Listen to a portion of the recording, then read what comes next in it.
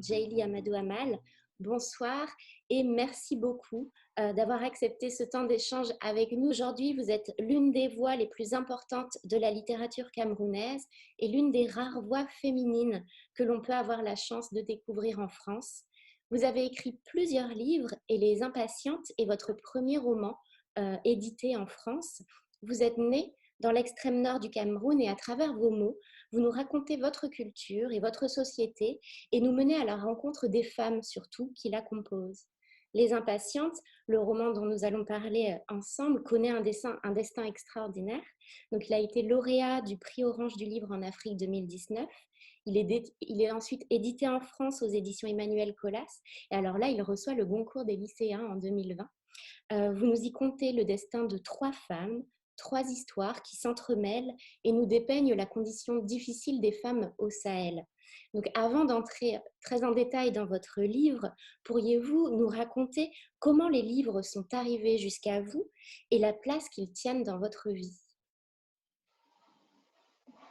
Eh bien, merci beaucoup pour la question. Bonsoir à tous. Eh bien, oui, je suis née, grandie dans une petite ville dans le nord du Cameroun. Et évidemment, en fait, il n'y avait pas de bibliothèque dans ma ville, il n'y avait pas de librairie non plus. Et il n'y avait rien qui pouvait pousser un enfant à aimer la lecture ou qui pouvait l'encourager à aimer lire. Mais bon, moi, j'ai quand même eu la chance d'être tombée sur un livre quand j'étais petite, à 8 ans. Et depuis ce jour, c'est devenu le but ultime de ma vie, trouver des livres. D'ailleurs, ça reste le but ultime de ma vie finalement, parce que là, je crée des bibliothèques pour les jeunes et donc du coup, je continue à chercher des livres. Et donc, voilà, j'ai eu accès à la petite bibliothèque de la mission catholique de ma ville. Et puis ensuite, au collège, on avait une petite bibliothèque au lycée et au collège. Donc, ça, c'était beaucoup de chance parce qu'on était pratiquement dans le seul collège qui avait une bibliothèque. Et puis ensuite, il y avait eu une espèce de, de libraire sur le trottoir. C'est peut-être comme ça qu'on peut les appeler. Et puis, ce qui se passe, c'est qu'en fait, ils vendent des petits livres, généralement des livres comme des harlequins, des romans poches, etc.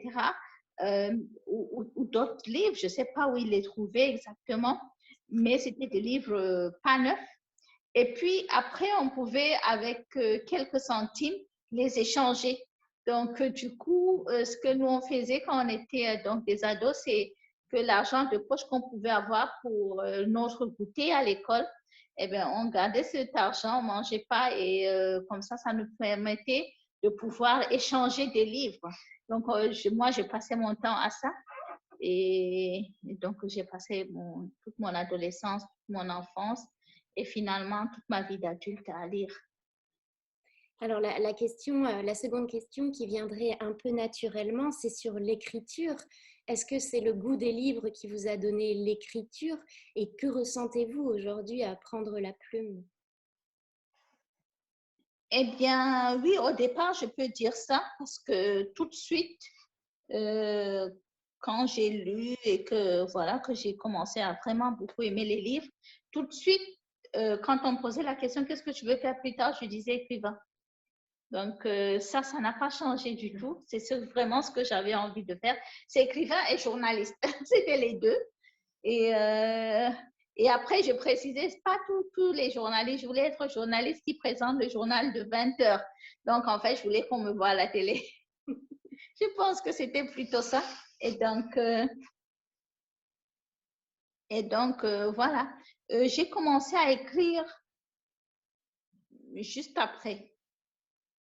C'était pas, bien sûr, je n'ai pas commencé à écrire un roman ou des textes, voilà, très.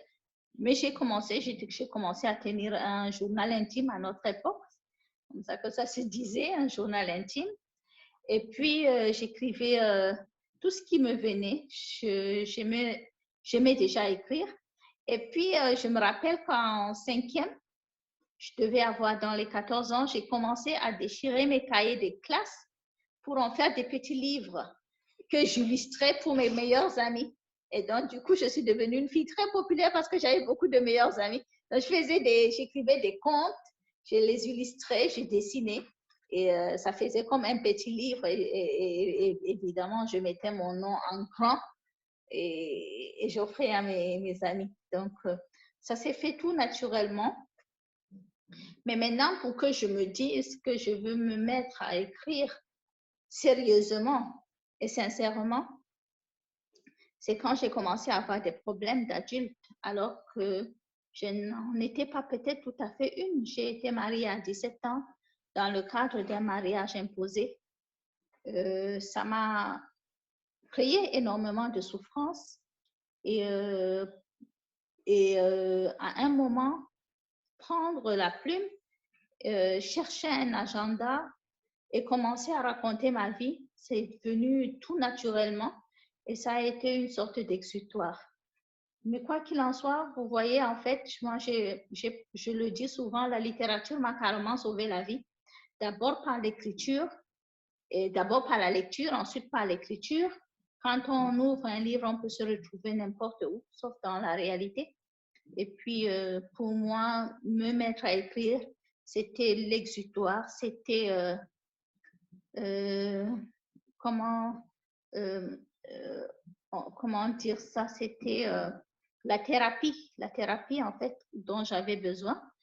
Et ensuite, quand je peux dire que la littérature m'a guéri, écrire est ensuite devenu un besoin, vraiment un besoin et un plaisir. Un plaisir dans le sens où quand j'écris, je n'ai pas l'impression de travailler. C'est un travail, bien sûr, mais je n'ai pas cette impression-là. Donc, je commence généralement à écrire à partir de minuit et c'est jusqu'au petit matin. Et là, je m'endors. Mais je ne vois pas le temps passer quand je suis en train d'écrire, en fait. La nuit passe comme ça, je n'ai pas sommeil, je me sens bien. Et un besoin, parce que quand j'ai un test dans la tête, quand j'ai envie d'écrire sur un sujet donné et que je commence à faire beaucoup d'enquêtes sur le sujet, que je commence à imaginer le livre et que j'ai même déjà le titre en tête, en ce moment-là, je commence à être carrément harcelée par mon test. Je n'arrive plus à dormir parce que je ne rêve que des mots que je vais écrire. Je ne rêve que de l'intrigue. Je ne pense qu'à ça et ça devient un énorme besoin de m'y mettre tout de suite, d'arrêter tout ce que je suis en train de faire pour pouvoir faire ce test-là. Et donc, voilà comment je travaille et voilà la place qu'occupe la littérature en réalité dans ma vie. Alors, vous le disiez, aujourd'hui, l'une de vos missions, c'est aussi de donner accès à des bibliothèques à des jeunes femmes, et cela à travers une association que vous avez créée qui s'appelle Femmes du Sahel. Donc, je ne sais pas, est-ce que vous pourriez nous en dire quelques mots et pourquoi avoir envie de donner accès aux livres peuvent-ils sauver selon vous? Eh bien, l'idée de créer l'association est venue tout de suite après la publication de mon premier roman, parce que je me suis dit, quand j'ai publié le livre, c'est un livre également qui parle de discrimination faite aux femmes, des violences, de la polygamie et de tout ce que peuvent ressentir les femmes quand elles sont obligées de se partager un mari. Je me suis dit tout de suite, OK, maintenant que tu as brisé les tabous et que tu as dit les choses concrètement, qu'est-ce que tu fais? Concrètement, il ne s'agit pas juste de rendre un jugement ou de faire une critique ou disons, poser un regard critique sur la société. Il fallait qu'à mon niveau, à mon petit niveau, je puisse me dire,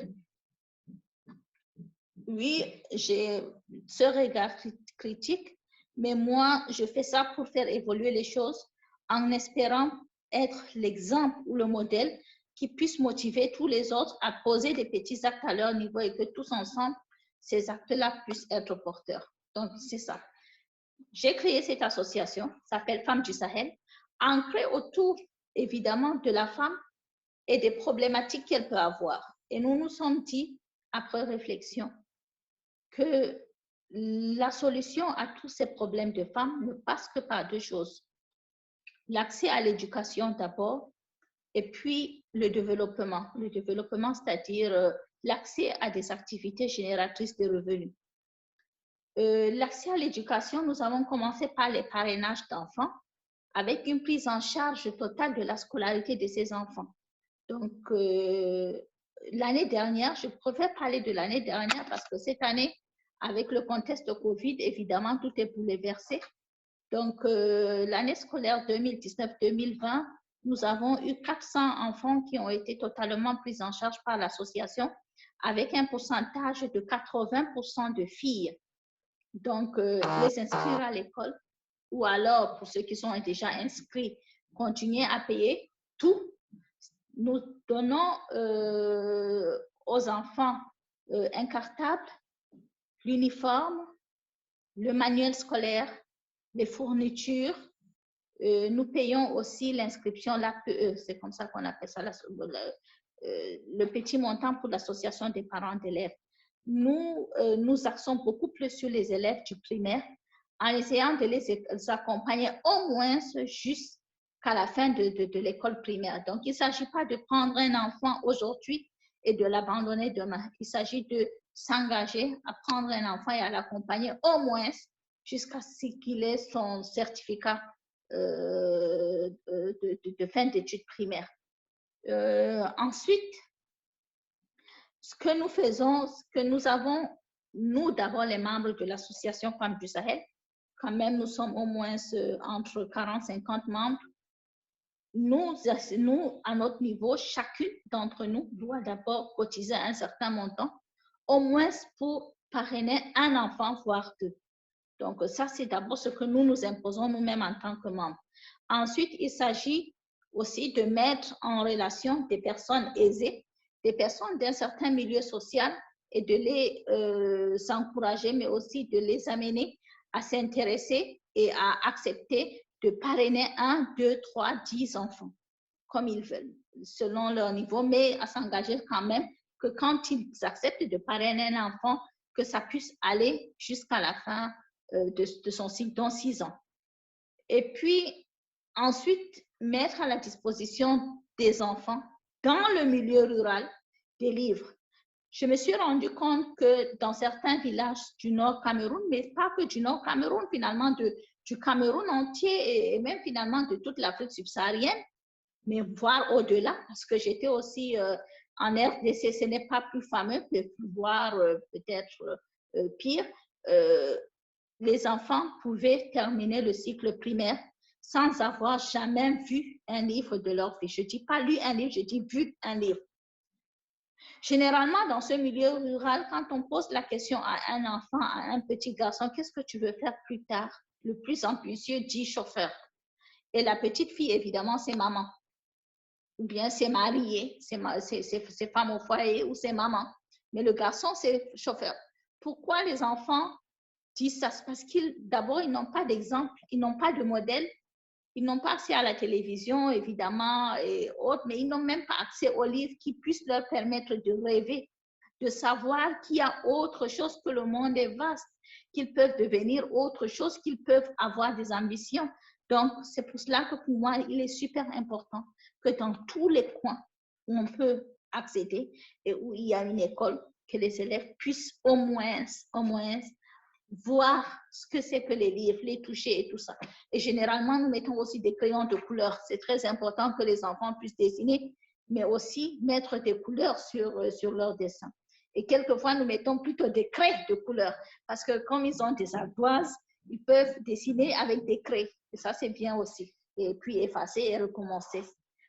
Et donc, nous faisons beaucoup de sensibilisation et de causeries éducatives au niveau des collèges, au niveau des lycées, sur l'importance de l'éducation.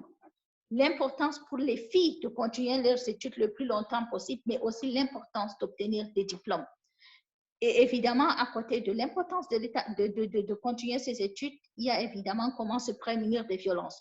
Toutes les formes de violence, mais notamment le mariage précoce et forcé, qui, il faut le rappeler ici, reste quand même la violence la plus pernicieuse qui soit, parce qu'elle entraîne automatiquement toutes les autres formes de violence.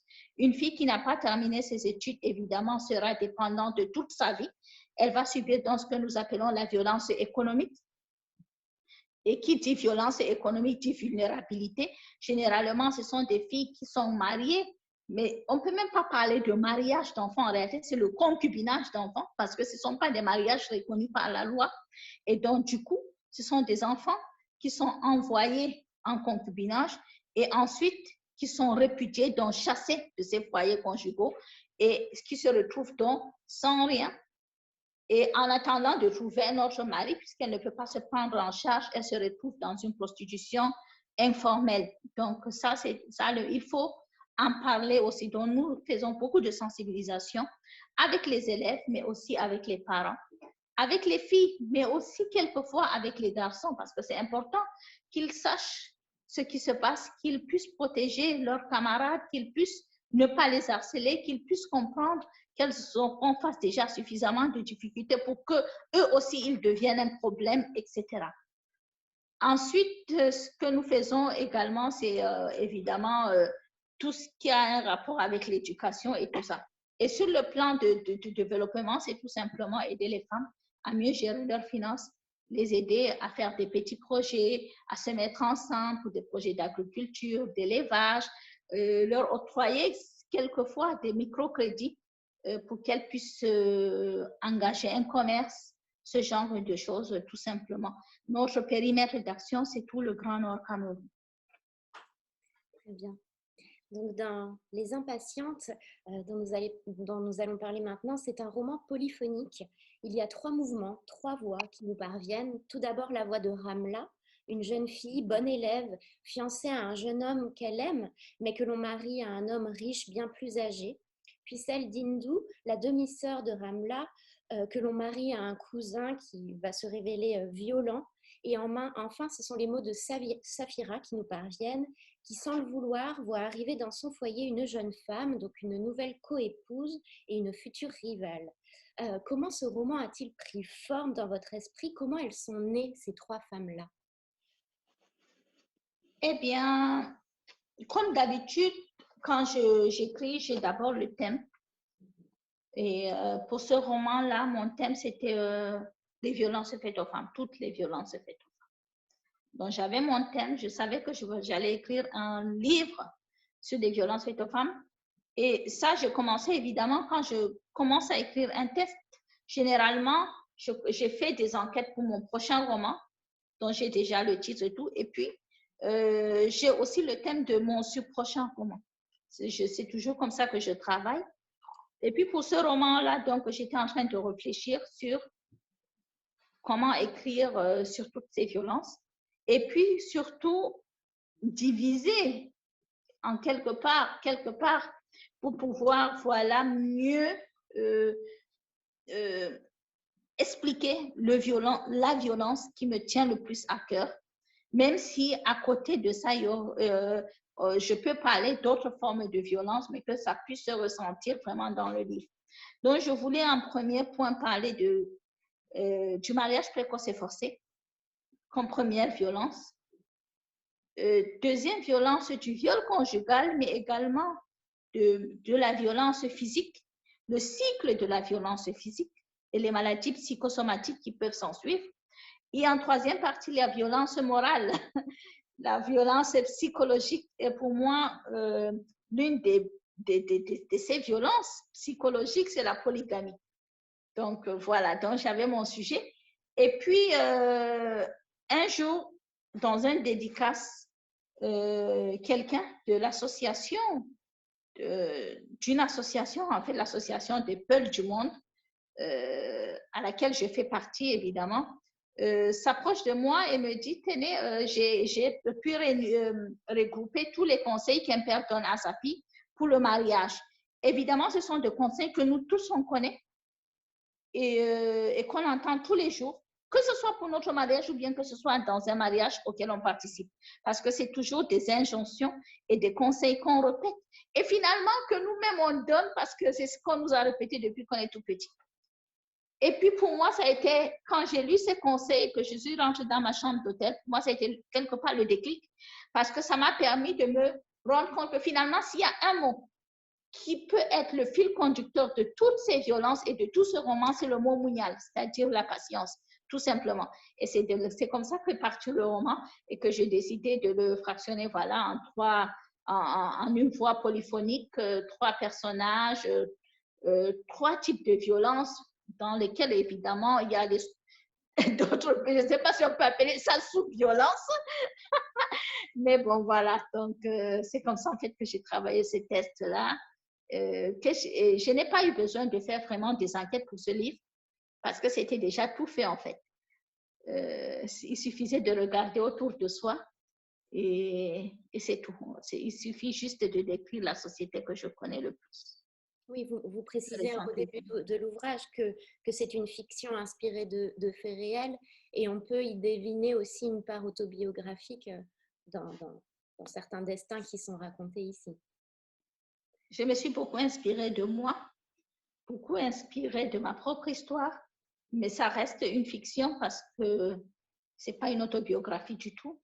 Mais d'ailleurs, de toutes les façons, je pense que dans chaque livre qu'écrit un écrivain, il y a toujours une part de soi.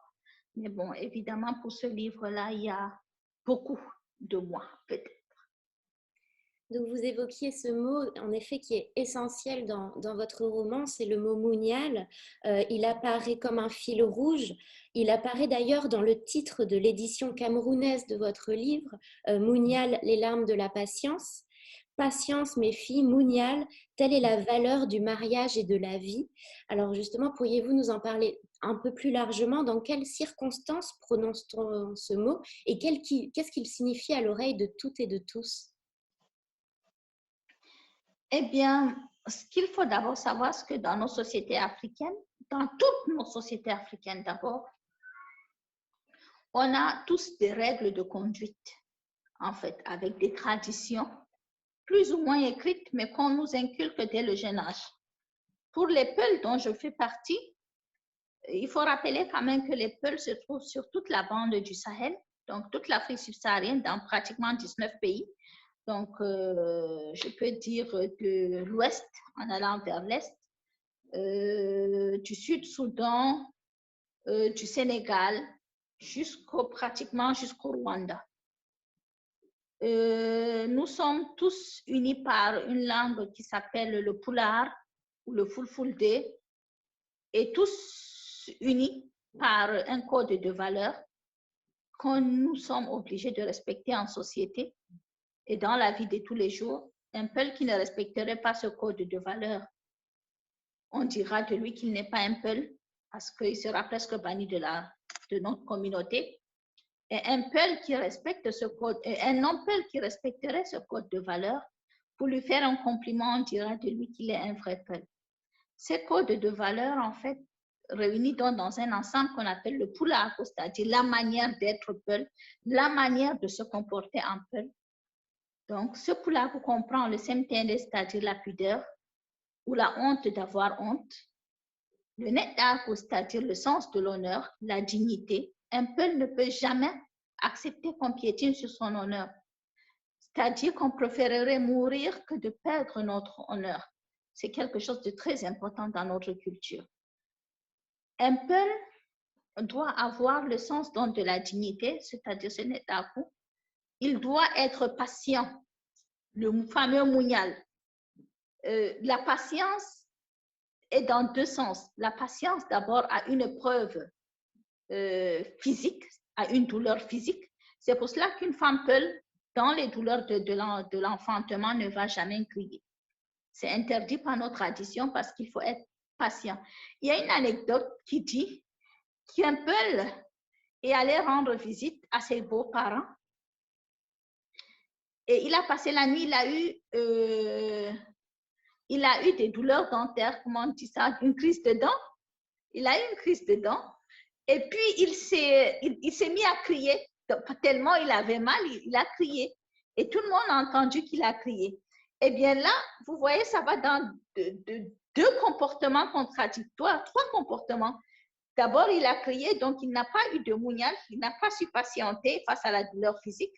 Ensuite, il n'a pas su supporter parce que là, il vient de perdre son honneur, donc sa dignité, il n'a pas su rester digne.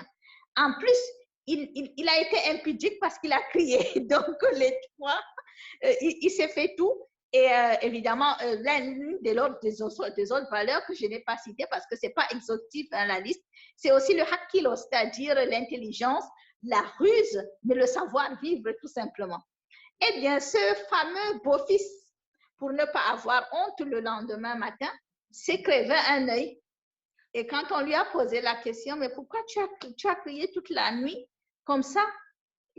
En fait, il a dit oui, en fait, c'est parce que j'ai eu un œil qui était crevé. Et on lui a dit, vraiment, quel homme qui n'a pas de poulakou. On a cru vraiment qu'il a crié parce qu'il avait une prise de dents. Donc, voilà. Il a perdu un œil. Voilà. Le mounial, donc, ce fameux mounial dans le roman, quand on le dit à une femme, ça peut être le mounial parce qu'il faut supporter une épreuve, peut-être un décès. Il faut être patient et ne pas crier sa douleur. On peut dire déjà, quand on met au monde une fille, dans certaines ethnies Peul, généralement au Mali, au Sénégal, quand le bébé est un garçon et qu'il pleure, on le prend tout de suite dans ses bras. Quand c'est une fille et qu'elle pleure, on ne la prend pas tout de suite pour lui apprendre la patience dès le biberon, en fait. On lui apprend à patienter, à être patiente, donc à avoir le mounial. Maintenant, quand on dit à une femme patiente, patience, ça ne veut pas dire que patience. Patience, ça veut dire accepte tout, soumets-toi, sacrifie-toi pour le bonheur des autres, celui de ton père, son sens de l'honneur, celui de ta mère pour lui faire honneur également. Sacrifie-toi pour le bonheur de ton époux, mais surtout pour le bonheur de tes enfants. Bref, la femme doit toute sa vie être dans une abnégation et son bonheur devrait passer tout simplement par le fait de rendre heureux ceux qui l'entourent. Et donc, patience, ça veut dire accepte tout, soumets-toi et surtout sans te plaindre. Donc, dans Les Impatientes, vous dénoncez une société patriarcale dans laquelle la voix des femmes est tue et l'on décide donc de marier de jeunes femmes à des hommes qu'elles n'ont pas choisis, qu'elles ne connaissent d'ailleurs même pas, cela arrive. C'est une affaire d'hommes, de pères et d'oncles. Comment se décide un mariage et peut-on dire non, comme l'une des héroïnes tente de le faire auprès de son père? Eh bien, généralement, le mariage entre communautés, mais le mariage, tout simplement, n'est pas une affaire de deux personnes. Le mariage, c'est une union entre deux familles et deux communautés. C'est donc une affaire importante. Le mariage peut se faire également au sein d'une famille. Quand ce qui se passe chez nous, d'habitude, c'est qu'un homme fait la cour à une femme, pas fait la cour vraiment, qu'il vienne directement à la maison, il ne lui dit pas que tu m'intéresses ou bien que j'ai envie de te connaître, non. Il lui dit, je veux t'épouser. Du premier coup, c'est comme ça, sinon, ça ne va pas dans le sens de l'honneur. Et ensuite, ils peuvent apprendre à se connaître, mais dans tous les cas, il ne se rencontre jamais à l'extérieur, il se rencontre à la maison, devant les parents. Et ensuite, il demande sa main, ou plutôt, il envoie sa famille demander la main à la famille de la fille. Et puis, les parents prendront une décision. Ça peut aussi arriver que ce soit le père ou un oncle du jeune homme ou de l'homme tout simplement qui décide de ne même pas en parler au principal intéressé et de se dire il est en âge de se marier. Il y a la fille de mon ami ou la fille d'un de mes frères qui est aussi en âge de se marier. Donc, on va faire le mariage entre les deux et que ce soit les grands qui décident de faire ce mariage-là.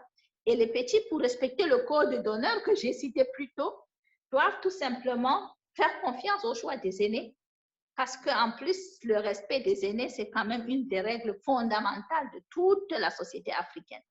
Et voilà comment les mariages se font. Maintenant, sur le principe, le consentement de la fille comme du garçon est obligatoire, mais c'est sur le principe. Déjà, le silence est une forme de consentement.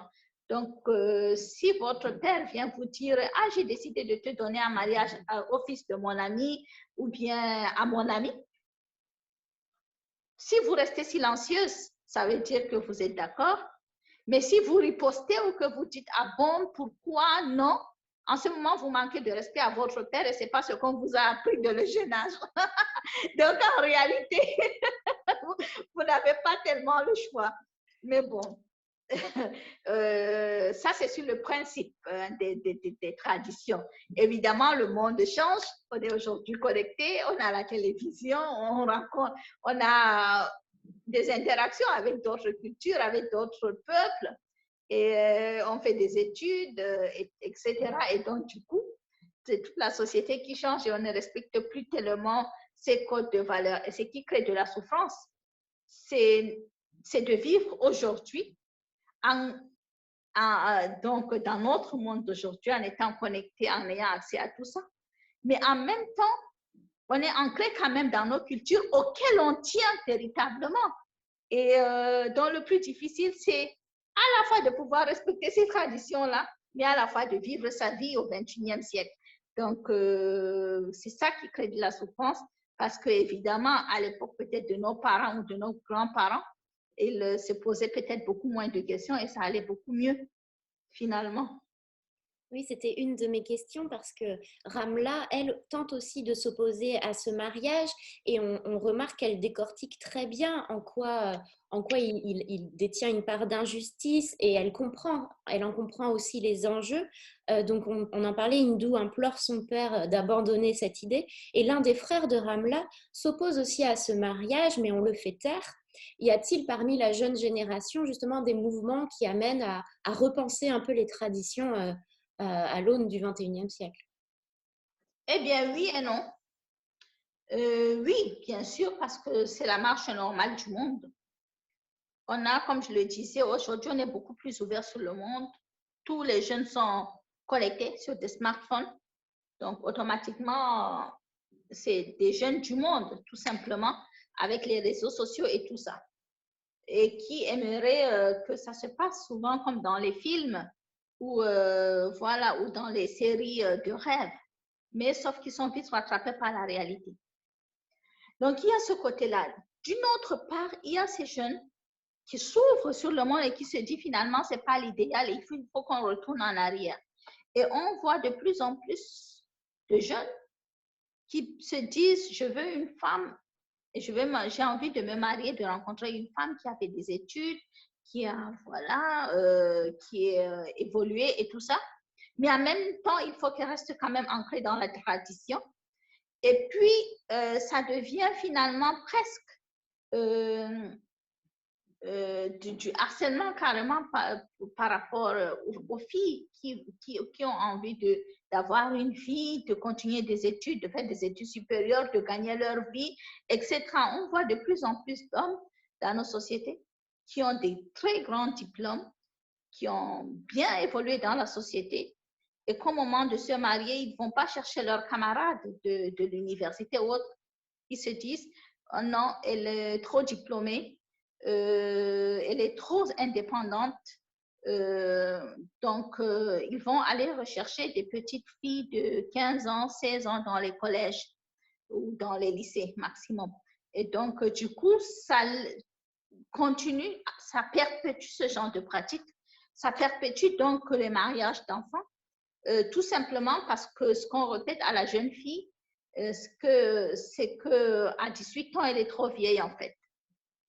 À 20 ans, elle est immariable et qu'elle ferait mieux de ne pas dire non. Et donc, voilà, il y a d'abord ça. Ça limite les ambitions des filles, justement, parce qu'on va leur dire, oui, mais les filles ne font pas la série C, en fait. Elles ne font pas des études scientifiques parce que sinon, c'est pour les garçons ou bien elles ne vont jamais trouver de mari. Donc, pour les, voilà, mettre dans des cases où elles peuvent être peut-être juste dans les métiers de l'enseignement ou d'aide voilà, aux personnes, mais c'est tout. Et donc, ça devient, ça reste pas vraiment des vrais choix. Et ou alors, voilà, on fait en sorte, vous voyez, donc il y a cette emprise-là qui fait en sorte, qui n'aide pas vraiment à pouvoir s'en sortir de tout ça. Il n'y a pas finalement de pire insulte chez nous que quand on vous dit vous n'êtes pas, vous respectez pas les traditions ou pire, vous ne respectez pas la religion. Et finalement, toutes les religions, parce que la condition des femmes, elle est la même pour les femmes chrétiennes, musulmanes, animistes ou autres. Donc, c'est pas forcément lié à la religion, mais quand même, finalement, les religions aussi sont presque prises en otage parce qu'on utilise soit des fragments de textes, soit on sort le test complètement de son contexte pour pouvoir asservir encore plus les femmes. Donc, Ramla, elle définit la date du mariage comme une date qui devait m'enchaîner à vie. Et cela semble être le cas pour nombre de femmes du roman. La mère de Ramla, Saphira également. Donc d'ailleurs, le jour du mariage, Ramla, elle remarque que toutes les femmes qui l'entourent sont en train de pleurer. Et elle se dit qu'elles revivent peut-être ici leur propre désillusion. Donc les femmes savent ce qu'implique un mariage non choisi et agissent pas ou peu, en tout cas dans le roman, pour l'éviter à leurs filles. Pensez-vous que les femmes se rendent elles-mêmes coupables du fait que ces traditions se perpétuent? Les femmes sont celles qui perpétuent elles-mêmes les violences à l'encontre des autres femmes parce qu'elles n'arrêtent pas cette violence à leur niveau. On voit bien dans le roman que malgré le fait que les mamans ont toutes souffert du mariage précoce et forcé, mais de la polygamie, des violences, etc., c'est elles quand même qui persuadent leurs filles d'accepter le choix du père, mais aussi d'accepter de se marier tout court pour ne pas finir vieille fille. Donc, parce qu'elles ne savent pas autre chose, parce qu'elles ont été éduquées de cette manière, elles reproduisent tout simplement le schéma en fait. Et donc, on remarque que dans toutes les formes de violence, en fait, les femmes sont impliquées. Quand on parle de mutilation sexuelle génitale, par exemple, c'est toujours les femmes qui le font sur les filles. Et c'est même généralement les femmes qui y tiennent même plus que les hommes, en fait, à ces coutumes-là. Et pour le mariage, c'est la même chose, pour la polygamie, bien sûr, et finalement pour toutes sortes de violences. Et donc, pour pouvoir stopper les choses, il faut que les femmes prennent conscience qu'on peut vivre autrement. Il faut qu'elles prennent conscience finalement à tous les niveaux, parce que je me rends compte, moi, en tant que maman, que quelquefois, on reproduit les stéréotypes sans même s'en rendre compte. Quand on veut faire une activité, par exemple faire la cuisine, on a tendance à appeler toutes les filles qu'on a et à faire la cuisine avec elles, mais pas avec le garçon. Quelquefois, même dans nos traditions, on chasse le garçon de la cuisine parce qu'il ne faut pas qu'il apprenne, qu'il apprenne un métier de femme ou un rôle destiné à la femme. Et donc, quelquefois, la petite fille, on se rend compte. Moi, je me suis rendu compte, par exemple, que quand ma petite fille de 7 ans rentre de l'école et qu'elle déjeune avec son frère, elle a automatiquement tendance à débarrasser. Ce n'est pas parce que le garçon ne veut pas débarrasser. Le garçon ne débarrasse pas parce qu'on ne lui a jamais demandé de débarrasser. Mais la fille, on ne lui a pas demandé non plus, mais elle, en tant que fille, elle débarrasse. Et là, si on ne dit rien, en fait, le garçon va grandir avec ce schéma que c'est à la femme de débarrasser tout simplement et que lui, voilà, il vient, il se met à table, il mange et puis c'est tout. Donc, voilà, il faut faire attention à tous les niveaux aux stéréotypes qu'on reproduit. Il faut faire attention voilà, à l'éducation qu'on peut donner à nos enfants parce que finalement, l'homme de demain, c'est le petit garçon d'aujourd'hui. Et si ce petit garçon d'aujourd'hui devient un homme qui ne respecte pas les femmes, qui parle n'importe comment à sa femme, qui la brutalise, qui n'élève pas ses filles, qui ne donne pas à ses filles la même chance qu'aux garçons, c'est un petit garçon qui est mal éduqué par sa mère. Alors, Ramla, c'est une jeune femme singulière. Elle se définit d'ailleurs comme une personne différente, instruite, brillante à l'école. Elle a un plan, elle deviendra pharmacienne. Et donc là, je vous cite, et j'expliquais aux femmes de la famille mon ambition de devenir pharmacienne, ce qui les faisait rire aux éclats. Elles me traitaient de folle et vantaient les vertus du mariage et de la vie de femme au foyer. Devenir pharmacienne, ça ne pouvait être qu'un rêve pour Ramla. Ça aurait, normalement, quand on voit dans le contexte du roman, avec la famille où elle vit, où elle est née et ce que cette famille réserve à ses filles, mais également à ses garçons, évidemment, faire des études supérieures, aller à l'étranger, puisque faire ces études-là implique d'aller ailleurs sans être marié. Ça peut, voilà, c'est vraiment du domaine du rêve. Et évidemment, c'est pour cela qu'on voit presque Ramla comme une extraterrestre parce qu'elle n'est pas censée avoir ces rêves-là. Elle est censée tout simplement s'intéresser aux pagnes, aux bijoux, à quel meuble elle aura, au bibelot qu'elle mettra dans sa maison et à avoir un mari plutôt gentil et qui va s'occuper d'elle toute sa vie. Elle devrait avoir que ce rêve-là en réalité. Donc la polygamie, on la découvre au fil de votre roman par plusieurs personnages en réalité. Alors je ne sais pas, est-ce que vous pourriez nous expliquer dans quelle mesure elle est développée dans la société camerounaise? Eh bien, la polygamie, elle est présente partout. D'ailleurs, chez nous, quand on se marie, légalement, je vais dire, à la mairie, donc selon la loi camerounaise, on a le droit de choisir entre deux régimes, un régime polygamique ou un régime monogamique.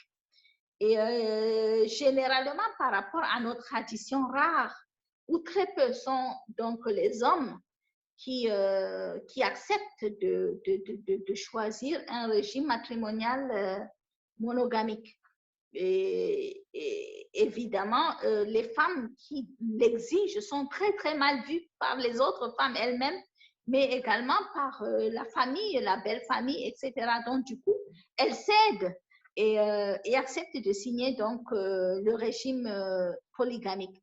Donc, la polygamie existe et partout, dans toutes nos sociétés, les musulmans, les chrétiens, les animistes, les Nord Cameroun, le Sud, l'Est, l'Ouest. Mais le vrai problème, c'est que la polygamie reste unilatéralement la décision de l'homme. C'est pour cela que ça crée de la souffrance. On ne demande pas à une femme si elle a envie d'avoir une co-épouse. Un homme ne viendra jamais lui dire, est-ce que tu es d'accord pour que je prenne une autre femme? Il va simplement lui annoncer d'un seul coup qu'il va prendre une autre femme et puis ensuite il la laisse avec ses, ses états d'âme. Pour les musulmans, ça va encore plus loin parce qu'il va vous dire, enfin, toute la société va vous répéter que c'est permis dans l'islam, en islam, en sortant évidemment les tests de son contexte. Et c'est le meilleur moyen de vous museler que de vous dire que si vous n'êtes pas d'accord, c'est que vous allez à l'encontre de votre propre religion. Et donc, une coépouse n'est pas votre amie, ce n'est pas votre sœur. Une coépouse est une femme qui viendra prendre votre place dans la société. Parce que c'est ça aussi qui fait le plus peur à la femme. C'est pas seulement de perdre un amour, mais c'est de perdre finalement sa place de femme, d'épouse, de mère. Et puis, pire, une coépouse, c'est une femme qui viendra mettre au monde des enfants qui vont partager l'héritage de vos propres enfants. Et donc, pour cela, les femmes sont prêtes à tout pour se battre, pour se préserver, pour préserver leurs enfants. Et elles sont prêtes à aller jusqu'au bout de leur bataille.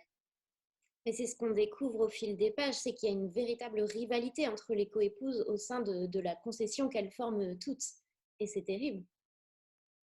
Voilà, c'est la rivalité. Et évidemment, les victimes collatéraux de ce genre de violence, ce sont les enfants. Au travers de votre livre, évidemment, une guerre d'adultes. Donc, au travers de votre livre et sans rien dévoiler, vous évoquez le fait qu'une prise de conscience est possible de la part des femmes sur la polygamie en particulier. Et ça rejoint une question que je vous posais tout à l'heure, mais pensez-vous que le changement doit venir des femmes? Croyez-vous en le concept de sororité? Je n'aime pas beaucoup ce mot, en fait, parce que pour moi, bon, ça fait que, je ne sais pas, 4-5 ans qu'il existe. Je ne sais pas. Bref, les femmes doivent prendre conscience, évidemment, et doivent, dans tous les cas, arrêter la violence à leur niveau, protéger donc leurs filles. Maintenant, est-ce que les femmes vont pouvoir donc aller jusqu'au bout et pouvoir, voilà, faire abnégation de tous leurs sentiments, de leurs défiances et tout ça, je ne sais pas. Parce que finalement, quand on se rend compte, et ça avec beaucoup de regrets, même en entreprise, quand un homme est peut-être, voilà, a des collègues ou des collaborateurs, ça se passe plutôt bien. Il peut y avoir des malentendus au niveau du travail, mais ensuite, ils peuvent sympathiser et tout ça.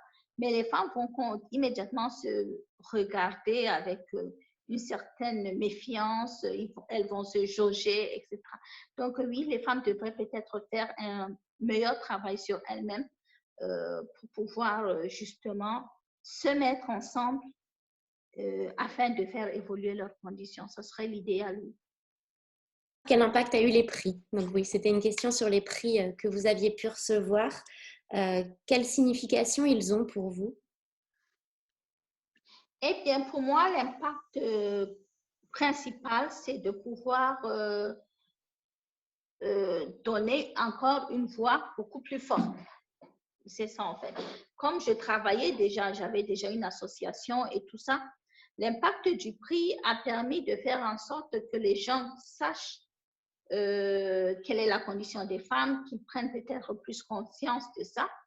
Et surtout, il me permet à moi de faire un plaidoyer qui soit beaucoup plus porteur.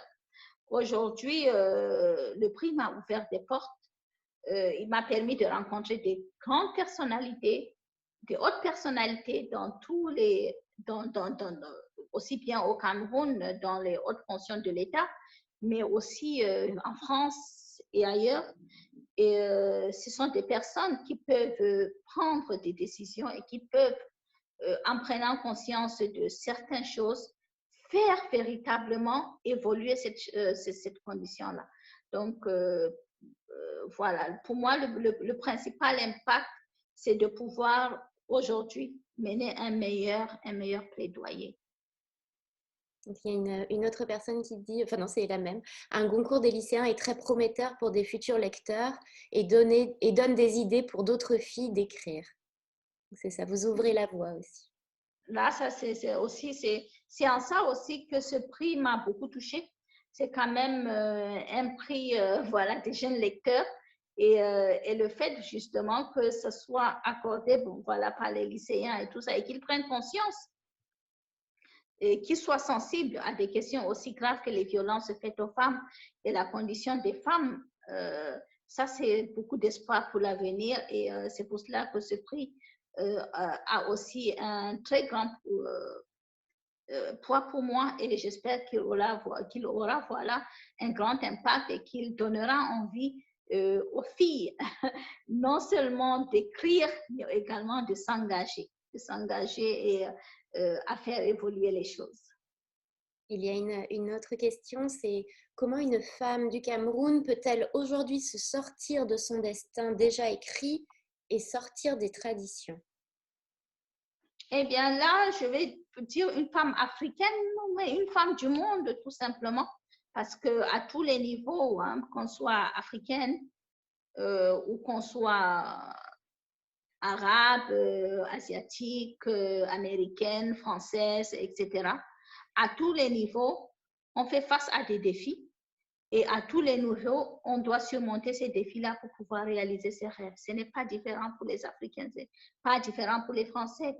C'est pour cela que dans le sujet du roman, en réalité, même s'il pose ce contexte de la condition des femmes dans le Sahel, il reste quand même un sujet universel parce que quand on parle de violence faite aux femmes, on ne s'adresse pas à des femmes africaines uniquement, on s'adresse à tout le monde et on devrait donc faire attention à ce qui se passe autour de nous. Pour les jeunes surtout, et ça je le dis souvent quand je suis dans les établissements scolaires, faites attention à ce qui se passe autour de vous. Peut-être que votre camarade de classe a besoin tout simplement que vous l'écoutiez et que vous pouvez même lui sauver la vie grâce à ça. Et puis, combien d'entre nous ont entendu le voisin crier sur la voisine, frapper la voisine, etc. Et qu'on se dit finalement, ce n'est pas nos affaires, sauf que c'est non-assistance à personne en danger. Et c'est une affaire de tous en réalité.